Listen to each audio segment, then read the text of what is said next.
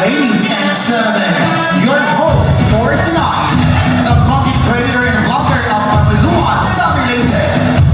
Ladies and gentlemen, give it up for Miss Queen of Pop. Maayong gabi, Barangay Puno. Tumasok ko Southern Leyte. Asa kami check out may kupunti ko, okay ba? Tapos ba sa qualifications? Ladies and gentlemen, our host for tonight, the content creator and blogger from Liluan Subrelated. Give it up for Miss Queen of Pop. Hello, my test.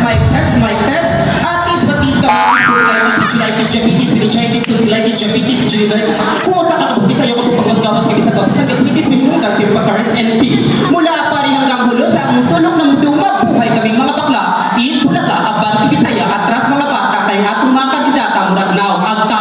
Pakpak, mga nilay, hindi mo pakpak, mamatay! O, di ba? Mahadlong ka nila mamatay. Ayan, maayong gabi ka natong tanan ang pagkusbon sa makausa. Sa atong mga palangga ang mga bisita nga na diha sa gawas.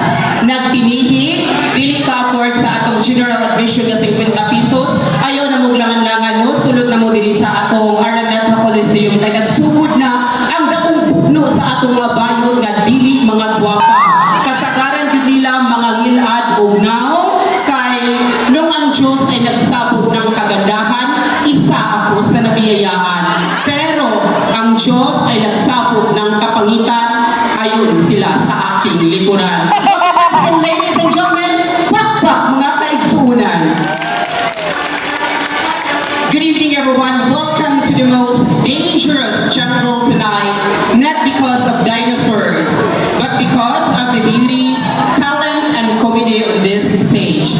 This is Miss Jurassic Comedy Show, where beauty meets laughter and confidence roars louder than lyrics.